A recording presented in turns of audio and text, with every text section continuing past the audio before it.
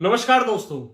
तो दोस्तों जियोपॉलिटिक्स में एक बहुत बड़ी न्यूज आ रही है कि ईरान चाहता है कि इंडिया उससे तेल परचेज करे। जैसे इंडिया रशिया के साथ रूपी रूबल ट्रेड कर रहा है, ईरान भी सेम वही डील चाहता है कि इंडिया ईरान के साथ रूपी रियाल ट्रेड करे। लेकिन इसमें क्या पेच है, इसमें क्या दिक्कत है? अगर इंडिया ईरान के साथ डील करता है तो क्या दिक्कत है इंडिया को फेस करनी पड़ेंगी, इस वीडियो में जानेंगे डिटेल से। तो दोस्तों मेरा नाम है धीरज और आप देख रहे हैं द लॉयर शो।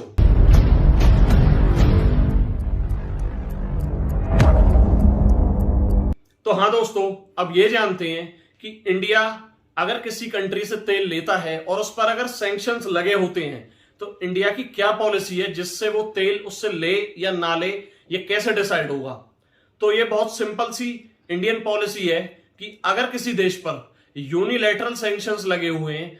अब दोस्तों यूनिलैटरल सैंक्शंस वो सैंक्शंस होते हैं जो कोई एक देश किसी एक देश पर लगाता है। जैसे कि यूएस ने रशिया पर इस टाइम सैंक्शंस लगा रखे हैं, ये होंगे यूनिलैटरल सैंक्शंस।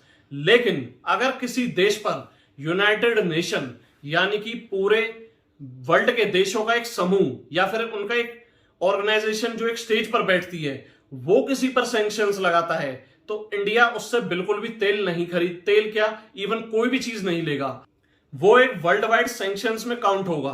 अब इसमें ईरान ने यह कहा है कि एससीओ की मीटिंग जो 16 सितंबर को होने जा रही है, ईरान चाहता है कि इंडिया उससे तेल परचेज करे और इसके लिए ईरान समरकंद में जो एससीओ की मीटिंग है जहां वो होनी है,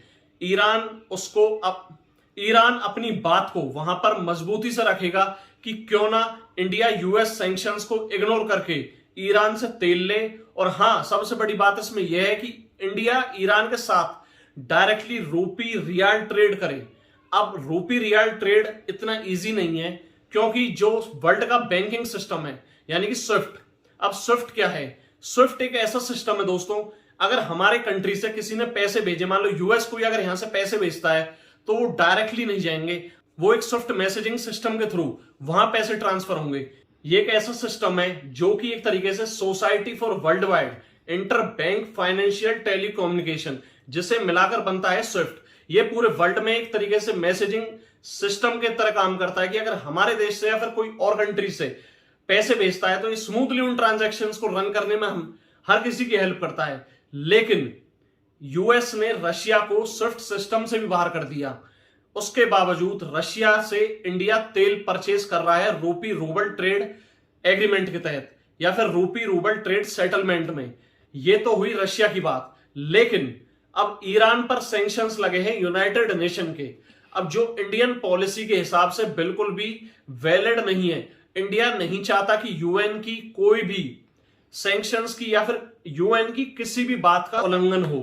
अब सिंपल सी इंडियन पॉलिसी है, लेकिन ईरान चाहता है कि इंडिया यूएस सैंक्शंस को इग्नोर कर दे। और हां, ईरान इंडिया को तेल भी काफी सस्ते में देगा। और सबसे बड़ी मजे की बात तो यही है कि आज के टाइम क्रूड ऑयल के दाम सही में बहुत ज्यादा सस्ते हो चुके हैं, लेकिन हमारे यहां आज भी तेल इंटरनेशनल मार्केट के हिसाब से महंगा बिक रहा है। बिल्कुल दोस्तों, लेकिन इसका एक फायदा भारत सरकार की खजाने या फिर इंडियन गवर्नमेंट ट्रेजरी को भी हो रहा है, जिससे कि हम अपना घाटा पूरा कर रहे हैं या फिर जो हमें कोविड-19 के दौरान जो हमारी अर्थव्यवस्था को एक शॉक मिला था उससे भी उस घाटे को हम पूरा कर रहे हैं।